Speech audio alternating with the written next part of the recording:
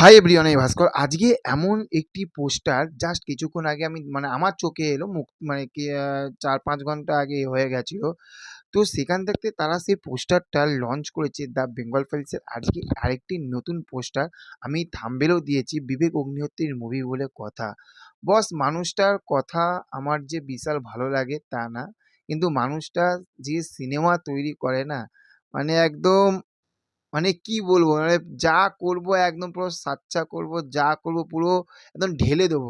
100 এর মধ্যে 100% ঢেলে দেবো। এইরকম মেন্টালিটি নিয়ে, এইরকম ভিশন নিয়ে বিবেক অগ্নিহোত্রী ছবিগুলো তৈরি করে। সেই যে ছবিটির একটি ট্রেলার বেরিয়ে গেছিলো, ট্রেলারটা রিঅ্যাকশান করেছিলাম। এবং আজকে যে বিষয়টার উপরে কথা বলবো সেইটা হচ্ছে যে পোস্টারটা বেরিয়েছে, এবং ভেবে দেখুন যে মেয়েটি রয়েছে তার ব্যাকগ্রাউন্ডে মা দুর্গার মতন এটা রয়েছে এবং সেটা জ্বলছে।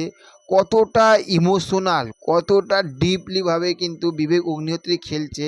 এবং মিঠুন চক্রবর্তী মহাগুরু এমজি মিঠুনদাকে সবার লাস্টে ট্রেলারে রেখেছে, এবং মিঠুনদার যে ইমোশনাল যে ডায়লগটা সেইটা কিন্তু মানুষের মনের ভিতরে জায়গাটা কেড়ে নেবে।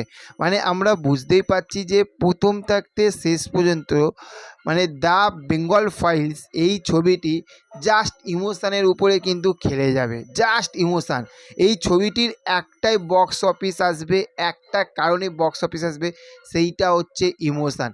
আর সেই ইমোশানটাকে বিবেক অগ্নিহোত্রী কিন্তু ব্যাপক লেভেলে এই ছবিটার মধ্যে তুলে ধরবে, যেটা আমরা ট্রেলার দেখে বুঝতে পারছি, পোস্টার দেখে বুঝতে পারছি।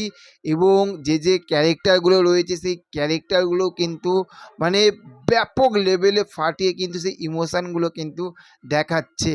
এবার আমি আবারও এই ভিডিওটার শেষে আমি আবারও একটা কথা বলছি, এই ছবিটা বেঙ্গলে কতটা মুক্তি পায় সেইটা দেখার বিষয় হবে। সেইটার উপরেই কিন্তু এই ছবিটির বক্স অফিস কালেকশান আসবে, এইটা বুঝতে হবে। যাই হোক, ট্রেলার ভালো লেগেছে, টিজার ভালো লেগেছে, পোস্টারগুলো সেই লেভেলের আসছে, আপনারা নিশ্চয়ই দেখেছেন। আপনারা এই ছবিটাকে নিয়ে কতটা এক্সাইটেড সেটা একবার কমেন্ট করে জানাবেন, ঠিক আছে?